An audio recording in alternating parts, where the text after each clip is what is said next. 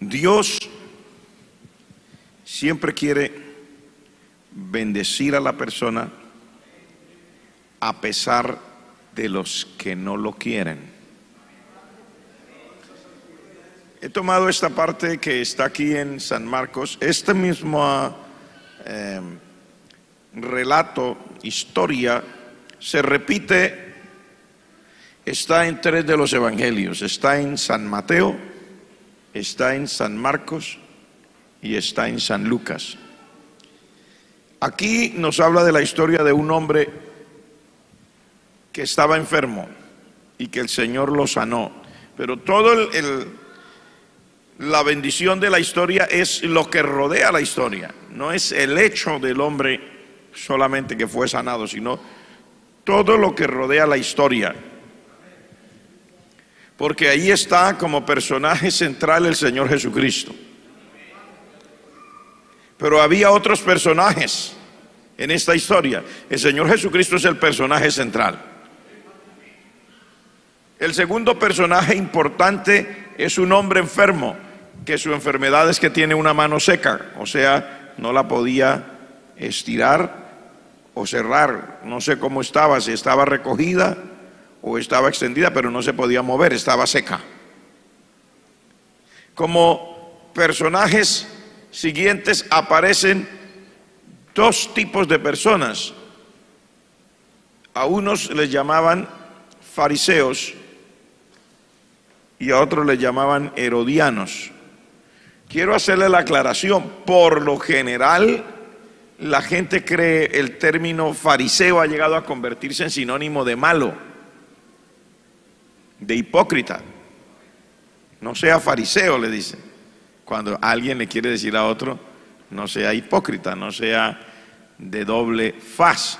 Pero quiero hacerles una aclaración. Realmente los fariseos no eran personas que ellos consideraran que se proponían ser hipócritas o gente mala, no. Los fariseos eran una rama dentro de la religión judía. Ellos eran personas que querían servir a Dios. De hecho, estaban muy relacionados con el templo y con las cosas sagradas. Eran muy estudiosos también. Entre los fariseos habían eruditos en términos de la ley. Entre esos un fariseo era el apóstol Pablo antes de convertirse al Señor. Él dice, yo soy fariseo de fariseos. Y él ahí no está queriendo decir yo soy hipócrita entre los hipócritas, no. Lo que él está diciendo ahí es que dentro de la rama de los judíos, los fariseos eran gente que querían practicar la ley y las enseñanzas de la ley al pie de la letra lo más posible. Ese era lo que se esperaba. Y los fariseos estaban muy relacionados con el común del pueblo. O sea, la gente del común era bastante inspirada por la forma como los fariseos querían servir a Dios. Eran muy celosos de su religión y de sus enseñanzas.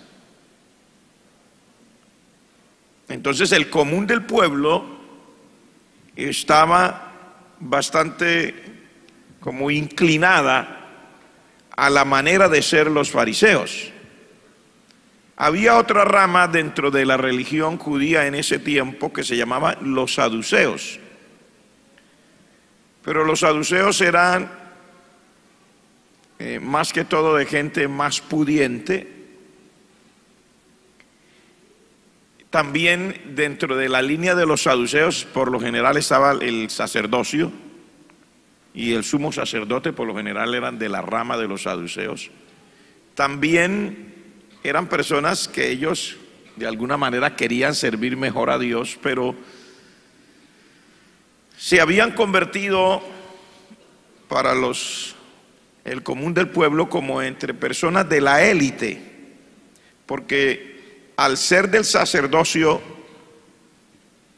se relacionaban mucho con cualquiera de los gobiernos extranjeros que a partir de los griegos gobernaron o digamos tuvieron esa fuerza, ese imperio sobre los judíos. Al principio los griegos, cuando el famoso general, aquel muchacho que fue el emperador, ¿cómo se llamaba? El que fue y conquistó desde Grecia todo el mundo conocido, Carlomagno, ¿cierto? O sea, Alejandro Magno, aquel muchacho que de los 20 años salió. Cuando su padre murió, él fue nombrado rey y no se quedó como rey, salió y en un lapso muy corto construyó un imperio tremendo. Conquistó a los persas, conquistó a Egipto, conquistó el Oriente Medio, conquistó la parte que llamaban Media, aparte de Persia había una parte que llamaba Media, conquistó Parsia, conquistó, dice la Escritura, hasta la India, y en la parte del norte del África, todo lo que rodea el mar Mediterráneo fue conquistado por este hombre. Y este hombre, Alejandro Magno, llegó allá a Jerusalén. Y los judíos por poco a manos de Alejandro Magno son destruidos. Porque Alejandro Magno estaba en ese momento apenas tomando el impulso y llevando por delante su empresa de establecer el imperio de parte de los griegos, y como era una fuerza que apenas venía, los judíos no se alinearon con él en ese momento, sino que ofrecieron resistencia política y probablemente hayan dispuesto algunas de sus tropas para resistir al nuevo emperador que llegaba. Y entonces Alejandro Magno ya había conquistado Egipto y viene hacia el Oriente Medio y viene a cobrarle a los judíos el hecho de que no habían apoyado, de que se habían rebelado contra la fuerza que él traía.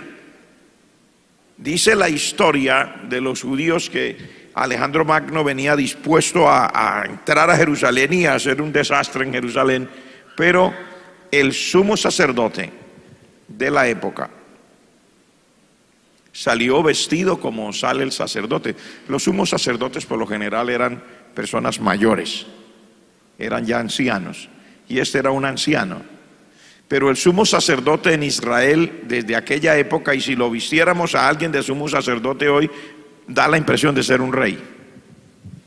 La vestidura que debe usar, lleva una corona en su cabeza, tenía piedras preciosas en una cosa que le llamaban el pectoral que llevaba encima del efod. Era una cosa impresionante. Cuando un sumo sacerdote estaba bien vestido ya con todo para sus oficios, era impresionante. El sumo sacerdote salió a encontrar a Alejandro Magno, y el sumo sacerdote sabía lo que Alejandro Magno venía a hacer, porque todo el mundo estaba nervioso, y él no esperó a que Alejandro entrara en Jerusalén. Él salió a encontrar a Alejandro Magno, porque ellos no tenían realmente reyes. Acuérdense que antes de eso ellos habían estado bajo los persas.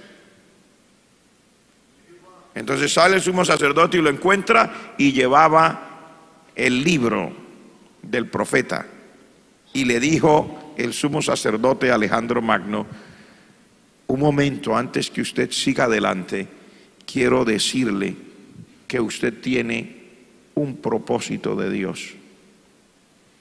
Alejandro Magno se quedó asombrado. ¿Cómo así? Le dijo: sí, y hace muchos años Dios mismo dijo acerca de usted. ¿Me quiere ahora detener? Le dijo, no, yo le voy a mostrar en el libro del profeta que Dios habló y que usted vendría. Y entonces le abrió las escrituras, porque acuérdese que eso está profetizado. En el libro de Daniel, Dios dijo, y le mostró a través de Nabucodonosor y luego a Daniel que de Persia primero y luego que terminara Persia, dice, de Grecia vendría un rey fuerte que alcancé. Él le mostró, yo le voy a mostrar, y le abrió las escrituras y le dijo, mire, aquí hace tanto tiempo Dios ya dijo que usted vendría, y esto es lo que Dios dice que usted, y le mostró. Usted no solamente sería un rey, sino de acuerdo a esta palabra usted sería el que gobernaría un imperio, y le mostró. Y dice que Alejandro Magno se quedó asombrado de ver la exactitud de la profecía, porque él arrancó en lo suyo sin saber absolutamente nada. Él arrancó en lo suyo cuando él políticamente entiende que es su momento y sale en lo suyo. Su padre había muerto, ahora es él, y él decide que el imperio tiene que ser grande, que él no se va a quedar solamente confinado a Grecia. Y él mira la escritura y se da cuenta que es verdad, y entonces en vez de él llegar a destruir, entró a Jerusalén con el sumo sacerdote, y dice la historia de los judíos que él adoró en Jerusalén. Porque el sumo sacerdote le dijo, usted es parte de un propósito de Dios. Dios habló de usted antes que siquiera usted hubiera nacido. Y le mostró la escritura. Y dicen que Alejandro Magno adoró en Jerusalén. Y le dijo a sus tropas, mucho cuidado con esta gente. Esta gente ya sabía de nosotros porque el Dios de ellos ya se lo había revelado. Y así fue librado. Pero de allí nació el término los saduceos, porque se supone que era una parte de practicantes de la religión judía que descendían de parte del sacerdocio por Sadoc, uno de los sacerdotes de la antigüedad. Entonces ellos eran los que tenían, porque como el rey, el sumo sacerdote tenía esa apariencia tan fuerte, eran los que servían de enlace con los poderes políticos del momento para poder hablar entre el pueblo judío y los gobernantes extranjeros. Y por eso se llegaron a ver como la élite. De hecho, eran personas con mayor capacidad económica. De ahí salió el término saduceo. Entonces existían los fariseos, existían los saduceos, y había un partido recién creado que también era de parte de los judíos, que le llamaban los herodianos.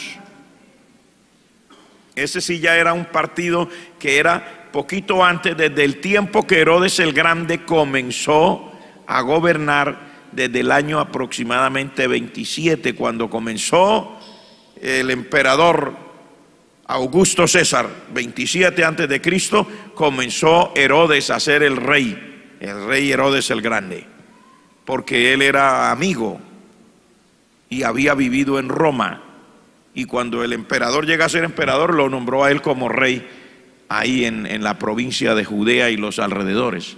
Entonces habían algunos que sentían que Herodes, a pesar de su estilo tan fuerte y tan...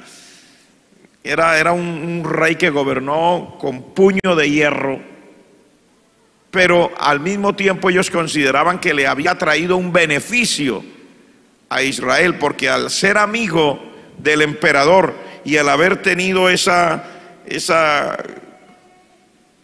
fluidez en las relaciones entre el pueblo judío y Roma durante el tiempo de Herodes el Grande, él ayudó muchísimo. Entonces ellos consideraban que aunque había gente maltratada y todo, pero por causa de Herodes no era peor la situación, sino que al contrario, hubo un desarrollo en términos de la economía, hubo construcciones, mucha gente pudo tener trabajo por todas las grandes obras que hizo Herodes en la arquitectura, etcétera.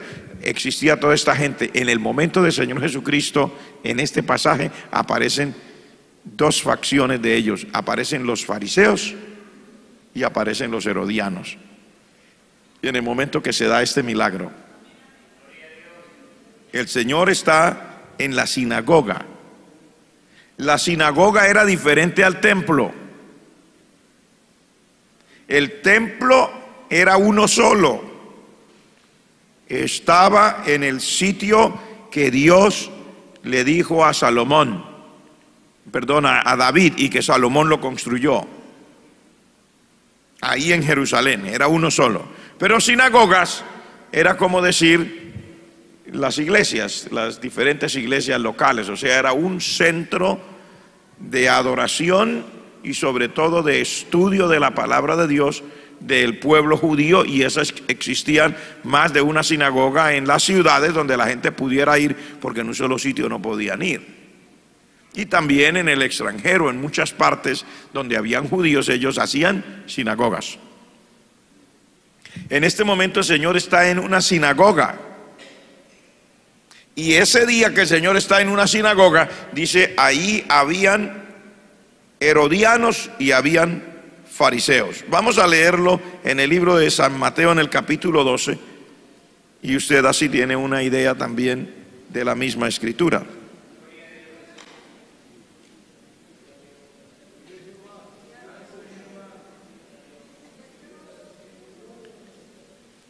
Pasando de allí vino a la sinagoga de ellos, y he aquí que había allí uno que tenía seca una mano, y preguntaron a Jesús para poder acusarlo: ¿es lícito sanar en el día de reposo? Él les dijo: ¿qué hombre habrá de vosotros que tenga una oveja, si ésta cayere en un hoyo en día de reposo, no le eche mano y la levante? Pues cuánto vale más un hombre que una oveja. Por consiguiente, es lícito hacer el bien en los días de reposo. Entonces dijo al hombre: extiende tu mano, y él la extendió y le fue restaurada sana como la otra. Y salidos los fariseos tuvieron consejo contra Jesús para destruirle. Entonces aparece que está el Señor Jesucristo, aparece el segundo personaje importante, el hombre enfermo, y aparecen aquí los fariseos. ¿Dónde aparecen los herodianos? En el libro de San Lucas, en el capítulo 6, en el verso 6.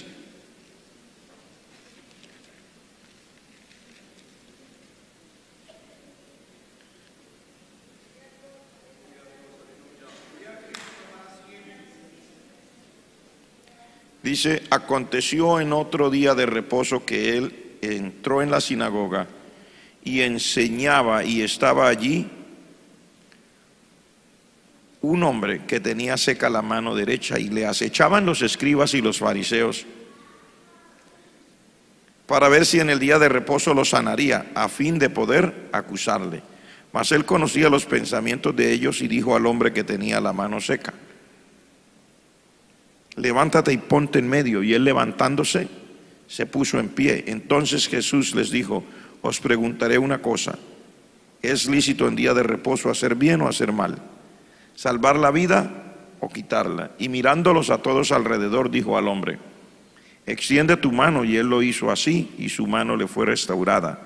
Y ellos se llenaron de furor y hablaban entre sí qué podrían hacer contra Jesús. Y en el verso 6 del capítulo 3 que leímos aparecen los herodianos. Dice: y salidos los fariseos tomaron consejo con los herodianos contra él para destruirle. Entonces usted ve el tipo de personas que aparecen ahí.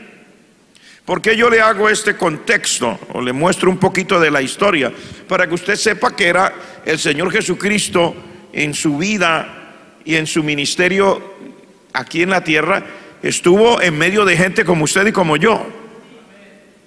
El hecho de que se hable del Señor Jesucristo y que está escrito en la Biblia no quiere decir que era algo que sucedió por allá en otro planeta y que los fariseos eran gente como marcianos, sino eran personas como usted y como yo. Le estoy describiendo más o menos de una manera por encimita, así somera, quiénes eran cada cual, para que usted tenga una idea qué fue lo que pasó ese día. Entonces aparecen los herodianos también, o sea, las personas que eran judíos, eran de su religión judía, pero que estaban a favor de Herodes, de la forma como Herodes gobernaba, consideraban que era benévolo. Toda esta gente está ahí. En el libro de San Lucas también dice que habían escribas. ¿Quiénes eran los escribas? Los escribas eran las personas que estaban muy capacitados en la interpretación de la ley. Algunos dicen que eran, por lo general todos eran muy intelectuales y que llegaban a ser considerados prácticamente como un abogado, un escriba, porque tenía el concepto tan claro de la ley que podrían saber, por ejemplo, cuando a alguien se le podía dictar una sentencia de muerte o no, o una sentencia por otra razón, porque había quebrantado la ley en alguno de los apartes de la misma. Entonces se consideraban que eran intelectuales y personas que podrían ser considerados hoy día como un abogado, pero relacionados con la ley. Por lo general los escribas, por lo general pertenecían a esa rama de los fariseos. Todas estas personas están ahí. ¿Quién más está? Bueno, estaba el resto de la gente que habían venido al culto, porque es que a un culto viene gente de todo tipo. A un culto no solamente, mire, ahí había un hombre enfermo. Ese estoy seguro que no era fariseo ni era saduceo, porque no le podían permitir, por su enfermedad no podía ser. Pero era uno del pueblo que había venido ese día a la sinagoga a buscar a Dios, porque no se necesita ser erudito, ni ser abogado, ni ser doctor. No se necesita, a pesar de que es muy bueno el que lo sea, el que es erudito, pues qué bueno, gloria a Dios. Pero es que Dios no está interesado solamente en el que sabe mucho o en el que tiene un conocimiento extraordinario. Dios está interesado en cada uno de nosotros, porque Él nos creó con su mano de poder. ¿Cuántos alaban a Dios por esa bendición? Y yo, porque le relato los personajes importantes que aparecen en la historia del hombre que tenía la mano seca, para mostrarle a usted cómo es la vida, porque eso refleja la vida de nosotros hoy. Mire que la vida no se compone solamente de los personajes importantes, la vida se compone con gente como usted y como yo también, o digamos en términos criollos aquí decimos personas del común. O sea, que no somos sobresalientes en medio de la sociedad, que no somos eruditos, que tampoco probablemente pertenecemos a una rama muy exclusiva de algo, sino somos personas del común que entendemos que tenemos una necesidad de Dios. Porque todos necesitamos al Señor. Y al entender que tenemos una necesidad de Dios, pues ¿a dónde nos acercamos? A la casa del Señor, porque tenemos una necesidad de Dios. Entonces, como tenemos una necesidad de Dios, usted vino para acá esta noche, usted dice, no, yo quiero ir a oír la palabra de Dios, a cantarle al Señor, a orar delante de Dios. Yo necesito a Dios en mi vida. Entonces, está usted también, estaba este hombre. Este hombre, ¿cuál era su problema? Estaba enfermo, tenía una mano seca. Aparentemente no es nada grave, pero imagínese usted que de las dos manos que tiene solo pueda usar una, porque la otra está inhabilitada. Y si usted no tiene una idea, haga después del culto un ejercicio. Trate de levantar una carga con una sola mano y luego vaya a levantar esa misma carga con las dos manos, y usted verá que es mucho más fácil manejar las cosas y hacer fuerza cuando puede usar sus dos manos que cuando puede usar una sola. Para cosas tan sencillas como escribir, aunque usted usa una mano para escribir, para manejar el papel y sostenerlo y moverlo de acuerdo a como usted necesita, usted usa las dos manos sin darse cuenta. Para comer, aunque usted sea diestra y el alimento lo lleve a su boca con una mano, sin embargo usted y yo estamos muy acostumbrados a usar las dos manos para partir los alimentos, para sostenerlos. Las dos manos, Dios nos dio dos manos porque precisamente entre las dos sí se puede hacer mejor las cosas, si no nos habría dado solo una. ¿Por qué Dios nos dio dos manos? Porque se necesitan las dos manos. Es sencillo, ¿verdad? Si no, nos habría hecho una persona con una sola mano, y con una sola mano haría todo. De hecho, las personas que solo pueden usar una aprenden a desempeñarse usando esa mano porque la necesidad lo obliga, pero sería mucho más fácil si puede usar las dos. Bendito sea el nombre de Dios. Está este hombre. El personaje central es el Señor Jesucristo. Los personajes secundarios que vienen a ser los escribas, los fariseos, los herodianos, tienen un conflicto.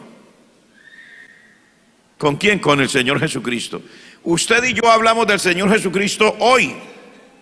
Y al hablar del Señor Jesucristo hoy, usted y yo hablamos de Él con respeto, con reverencia,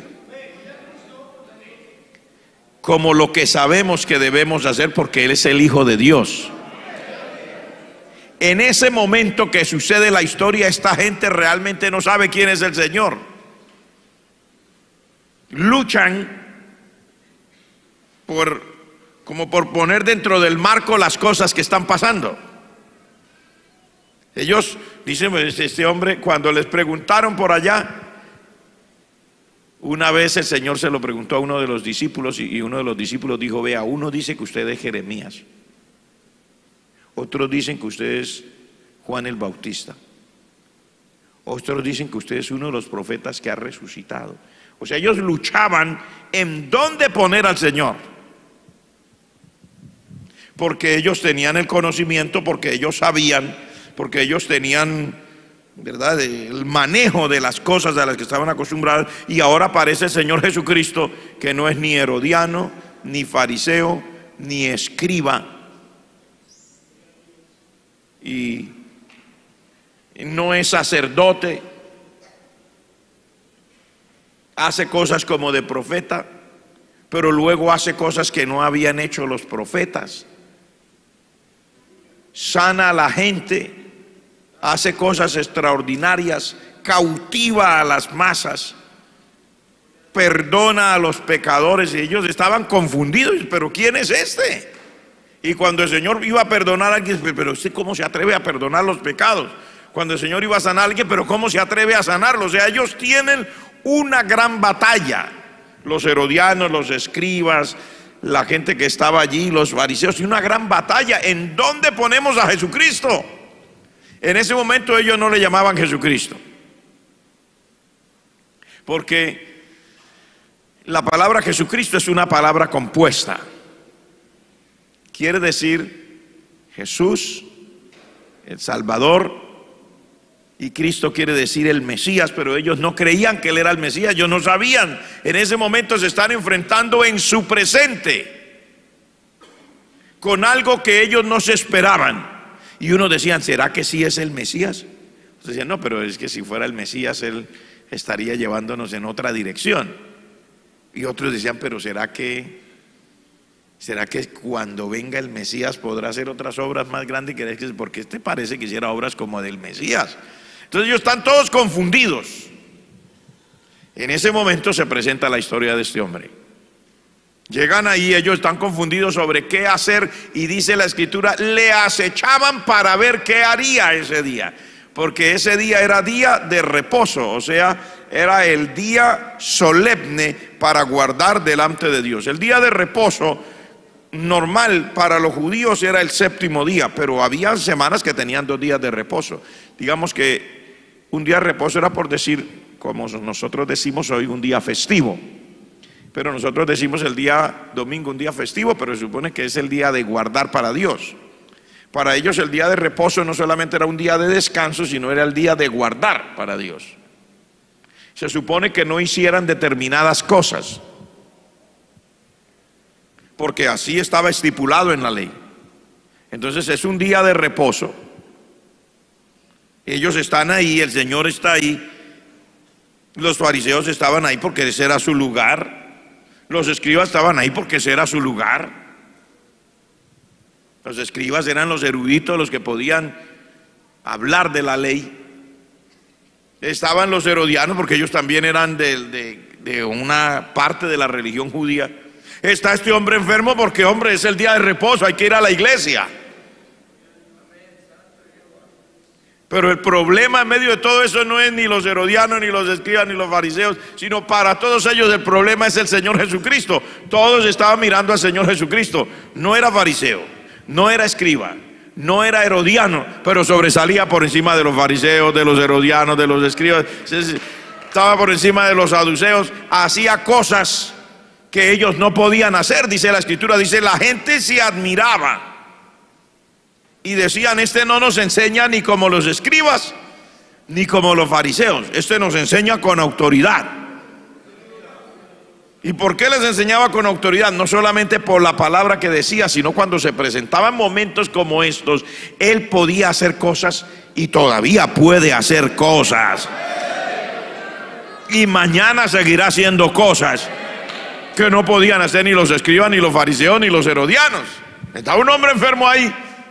Y dice, ellos estaban pendientes del Señor Jesucristo. No estaban pendientes del hombre enfermo. Estaban pendientes del Señor Jesucristo para ver si iba a respetar el día de reposo. Para ellos, ¿qué era respetar el día de reposo? No hacer una obra, un trabajo en el día de reposo. Tenían la medida exacta de cuántos metros podía caminar una persona en un día de reposo. Por eso usted encontrará esa expresión en los evangelios que a veces dice camino de un día de reposo, o sea, era la distancia máxima. Se supone que en ese día, los que eran ortodoxos, que ni siquiera prepararan comida, no podían ponerse a prender el fogón ni nada de eso. Se suponía. En el campo tenían que dejar los animalitos amarrados y todo recogido, el ganado y todo del día anterior, porque el día de reposo comenzaba por la noche de la víspera y terminaba en la noche del día ese. Así funcionaba para ellos. No debían recoger nada, en el campo no debían recoger frutas, no. O sea, si iban a comer ese día tenían que dejar lista la comida desde el día anterior. Eso decía, esa era la forma de ellos pensar. Y el Señor Jesucristo hacía cosas que rompían esa enseñanza del día de reposo. ¿Por qué? Porque si tenía hambre, le permitía a los discípulos que arrancaran espigas y se las comieran porque tenían hambre.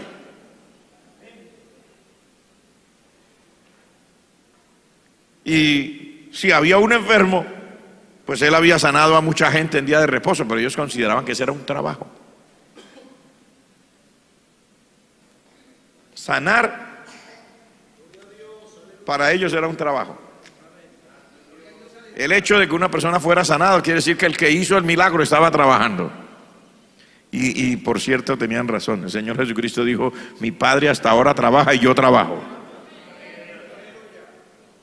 Porque ponía su poder a funcionar, aunque no se movía de ahí. Sencillamente, dice la Escritura en este caso, él sabía, él conocía y conoce el corazón de las personas. Yo quiero decirle que Dios lo conoce a usted, le conoce su corazón, le conoce su pensamiento. Si usted es sincero, Dios lo conoce. Si no es sincero, Dios lo conoce. Si usted está en un lugar buscándole como una ocasión al evangelio o a las cosas de Dios para decir, vea, por aquí es que están equivocados, Dios también lo conoce. Si tiene un deseo de agradar a Dios, Dios lo conoce. Si viene a la iglesia pero su deseo no es agradar a Dios, sino ofender a Dios, Dios lo conoce.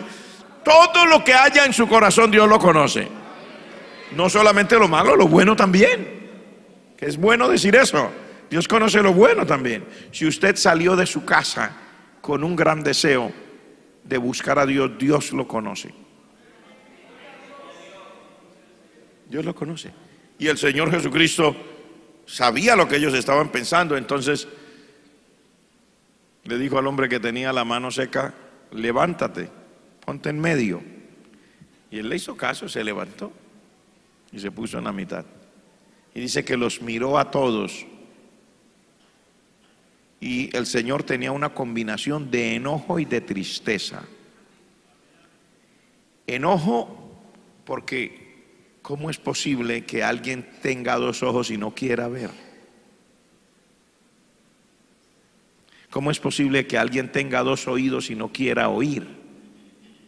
¿Cómo es posible que la gente tenga las evidencias y no las quiera aceptar?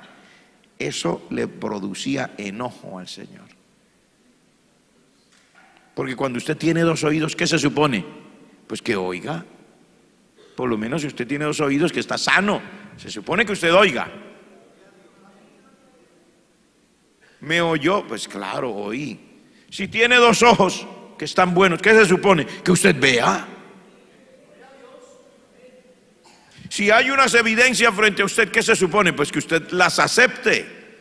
¿Qué era lo que molestaba al Señor, lo hacía sentir enojado? Que esta gente tenían los dos ojos, veían, pero decían no, así no es, pero veían,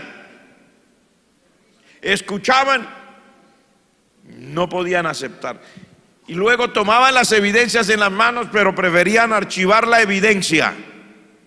Eso le molestaba al Señor. Déjeme decirle que al Señor le molesta cuando usted y yo, como seres humanos, teniendo nuestros dos ojos, no queremos mirar la realidad. Al Señor le molesta, le incomoda. Cuando teniendo los oídos y oyendo lo que Él dice, no queremos oír. Es más, cuando tenemos las evidencias frente a nosotros y preferimos archivarlas para hacer prevalecer nuestro modo de pensar, eso incomoda al Señor. No sé cómo se dirá en derecho eso, ¿verdad? En el derecho, los que hablan de los jueces y abogados, cuando una persona, teniendo todas las evidencias, prefiere archivar las evidencias para hacer valer su punto de vista. No sé cómo le llamarán eso dentro de eso. Yo sé que está malo, pero no sé cómo lo llamarán a eso. Un fraude procesal, dice el hermano que está aquí. Eso le llamarían un fraude procesal. Cuando la persona tiene las evidencias y en vez de aceptar por las evidencias, las esconde para hacer prevalecer su punto de vista. Es un fraude. Y Dios se molesta de que nosotros tengamos las evidencias y prefiramos esconder las evidencias para hacer valer lo que nosotros siempre hemos dicho. Gloria al nombre de Jesús.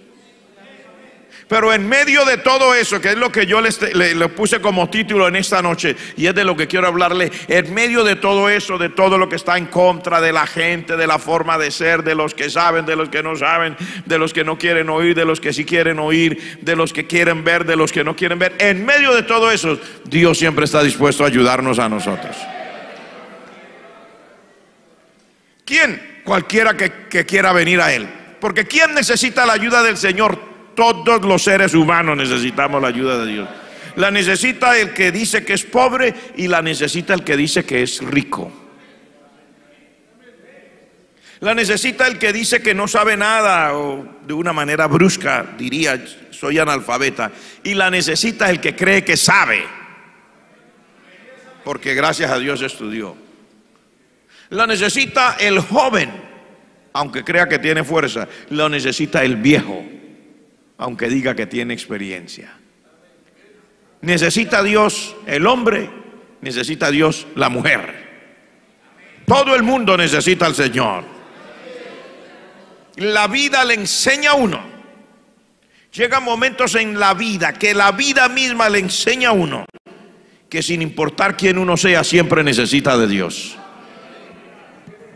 Porque la vida no perdona a nadie por ser, ni siquiera por ser famoso. A veces usted oye noticias que lo asombran. Es que esa noticia se repite todos los días, en millones de veces en otros, pero lo asombra a ustedes porque usted supone que alguien por ser famoso la vida lo va a perdonar, y la vida no lo perdona ni siquiera por ser famoso. Tampoco lo perdona por ser delante de los hombres poderoso. Usted oye también noticias acerca de personas que tienen poder político y los oye y ve las evidencias de estas personas enfrentadas a circunstancias. La vida no los perdonó, ni siquiera siendo un presidente de una república. Usted oye noticias, un presidente siendo depuesto de su dignidad y de su honor para ir a una cárcel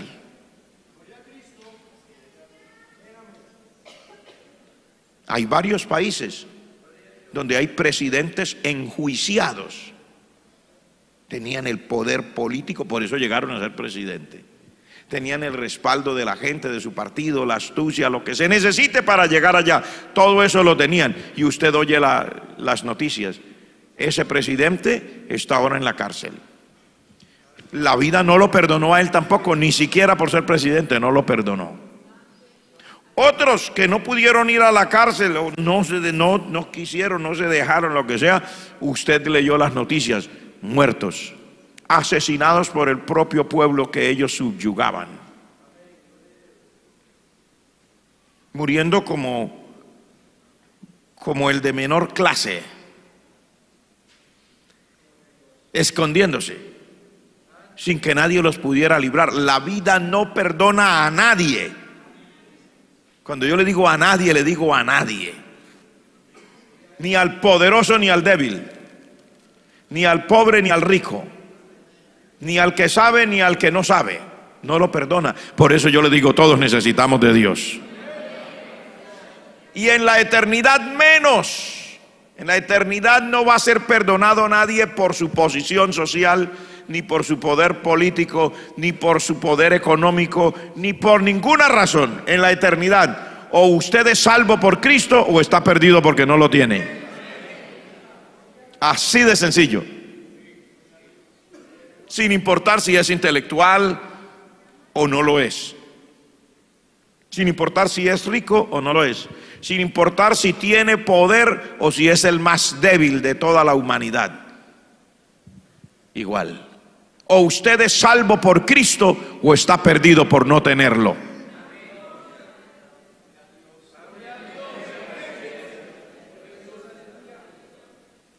Aleluya.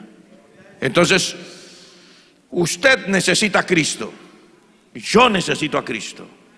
Los demás necesitan a Cristo. Todos necesitamos a Cristo. Si alguien quisiera decirlo de una manera que puede parecerle a alguien jocosa, yo no le diría jocoso, conjugue un verbo. Yo necesito a Cristo. Tú necesitas a Cristo. Él necesita a Cristo. Ella necesita a Cristo. Nosotros necesitamos a Cristo. Ustedes necesitan a Cristo. Todos necesitamos a Cristo. Conjugue el verbo. Porque es la necesidad más grande que tenemos. Sin Cristo estamos perdidos. Con Cristo somos salvos. Levante sus manos y diga: gracias, Señor, por darme el privilegio. Con Cristo soy salvo. Sin Cristo estoy perdido. Pero gracias a Dios tengo a Cristo. Pero si no lo tienen esta noche, amiga y amigo, venga y entréguele su corazón al Señor. Por eso este culto lo hicimos así, un culto especial. Por eso un grupo de personas que dicen que no son cantantes, pero cantan bien, pasaron a cantar su fe, a cantar lo que creemos del Señor, a cantar lo que podríamos decirlo en una predicación, a cantar a veces lo que diríamos en una oración dedicada al Señor. Por eso alguien fue a donde usted y le dijo: venga, vamos a la iglesia. Lo invitó y lo ayudó a venir aquí. ¿Por qué? Porque usted necesita al Señor. Gracias a Dios usted también tiene la oportunidad hoy. La única diferencia está en que habrá personas que acepten el poder del Señor y otros que no lo acepten. Y entonces la historia misma nos sirve para decirlo. ¿Por qué? Mire lo que el Señor hace. Le dice al hombre de la mano seca: ponte en medio. La escritura dice que era la mano derecha la que estaba seca. Los demás estaban mirando a ver qué haría el Señor. El Señor le dijo al hombre: ponte en medio. Y se puso en medio. Muestre la mano, extiende. Mostró la mano. Le dijo a la gente: les voy a hacer una pregunta. ¿Es lícito en el día de reposo dar la vida o quitarla? ¿Es lícito en el día de reposo sanar o dejar a este hombre enfermo? Y luego les puso una comparación y les dijo algo de la vida real que ellos sabían que era así. Dijo: ¿quién de ustedes, si tiene una oveja o un buey y usted ya va a salir de su casa para ir a la sinagoga, va a salir de allá de la vereda de donde está? Por eso habían sinagogas muy a menudo, porque tenían que estar dentro de la distancia que ellos podían caminar.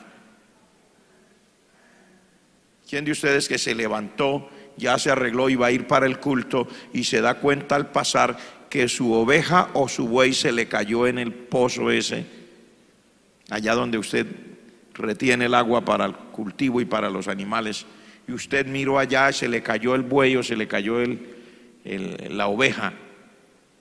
Le preguntó: ¿la saca usted en el día de reposo? O dice: no, qué pena, ovejita, te tienes que morir hoy por ser día de reposo. Les hizo una pregunta que les dolió porque le llegó exactamente a su vida. Porque estoy seguro que más de uno de ellos, aquí nadie ve, y la ovejita no se me puede morir porque está, y para eso que mejor dicho es de la buena, está gordita, había que sacar la ovejita, ¿cierto? Y Dios nunca los había matado por haber sacado la ovejita en el día de reposo. El buey lo ayudaron a salir de allá, lo dejaron bien amarradito y dijeron: ahora sí quédese ahí tranquilo pastando, yo me voy a la iglesia. Y el Señor les da el ejemplo, les habla y les dice: y ahora este hombre, ¿lo dejamos así o hacemos algo por él?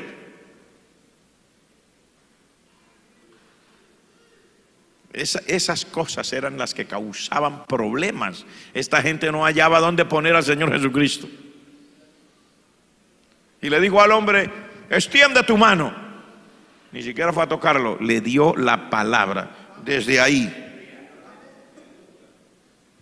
Porque muchas veces el Señor usaba sus manos. Al leproso le puso las manos encima, al ciego le puso las manos en los ojos, pero a este no le puso la mano ni se movió del puesto el Señor. Le dijo al hombre: extiende la mano. Es probable que si le dice extiende la mano es porque la tenía seca y recogida, pero si no era recogida, sino solamente estirada como sea, cuando el Señor le dijo extiende tu mano, dice enseguida le fue restaurada sana como la otra, o sea, recobró el movimiento.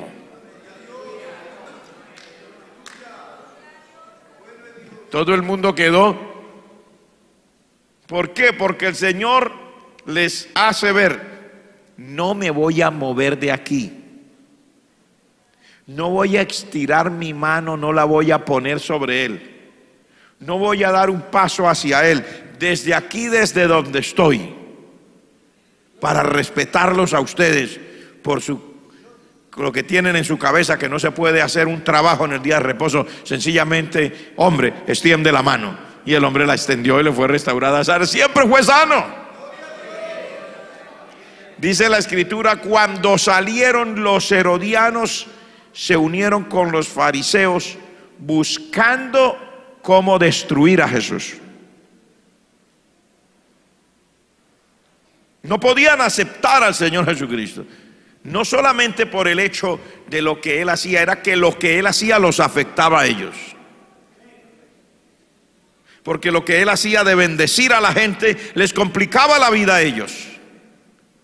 Y todavía lo que el Señor hace por nosotros le sigue complicando la vida al mundo.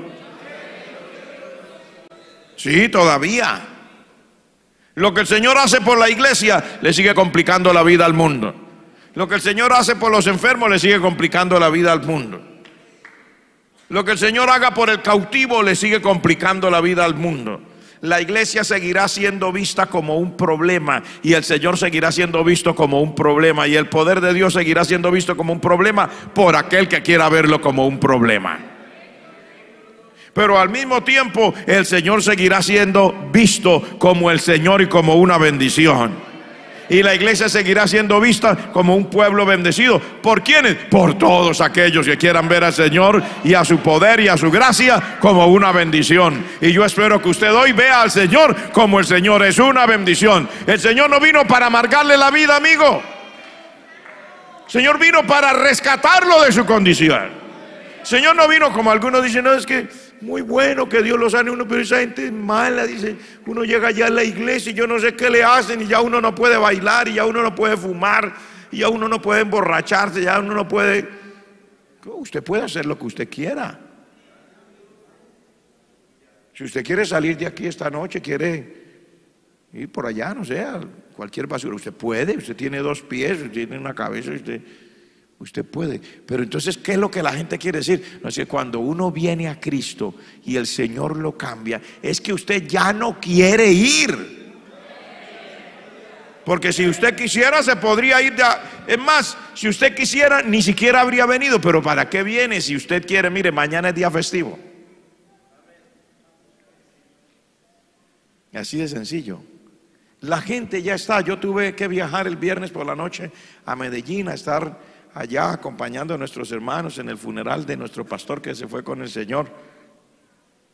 Y yo pienso que fue el último bus que salió esa noche. Me vendieron para un bus grande, me tuve que ir en un bus más pequeño con sillas más angostas. Era lo que había y no quedaba ni un cupo. Me dijeron, Señor, este es el bus que hay, no hay más, todos están ocupados. Si quiere viajar, amén, quiero viajar, váyase ahí. ¿Sabe para dónde iba la gente? Para Medellín.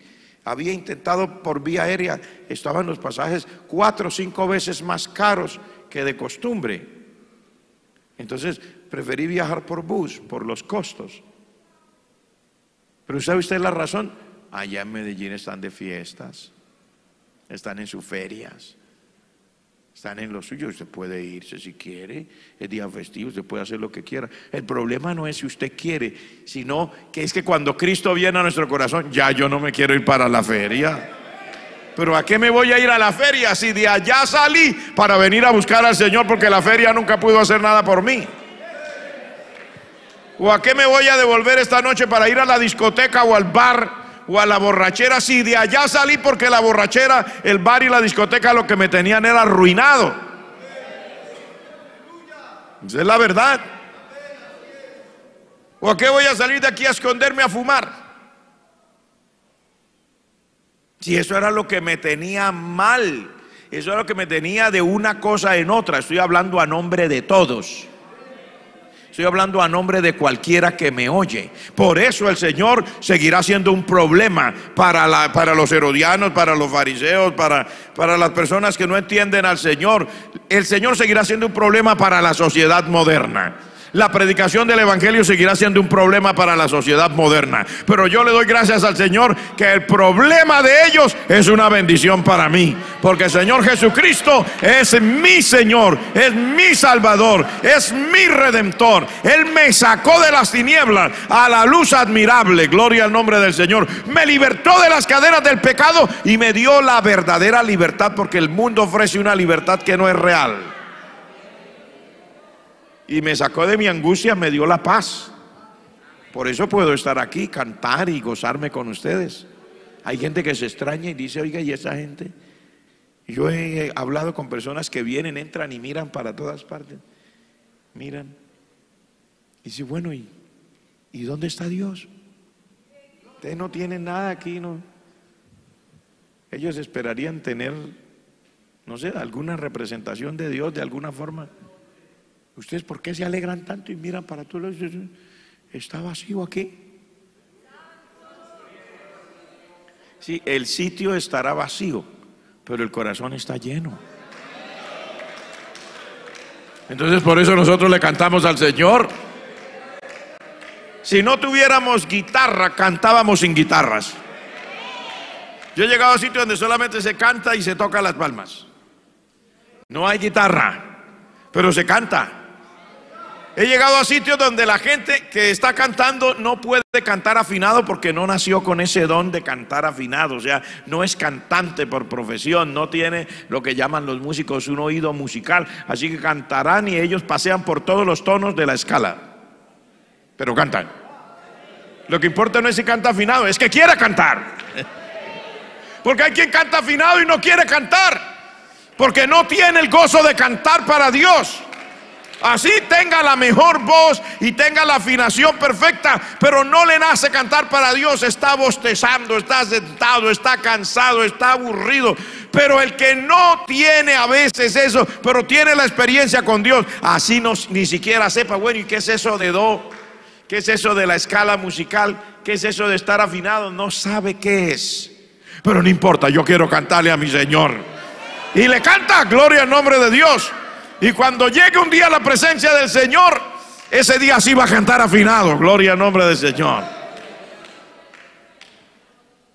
¿Se da cuenta de la diferencia? Lo importante es que este hombre salió de allí con su mano sana.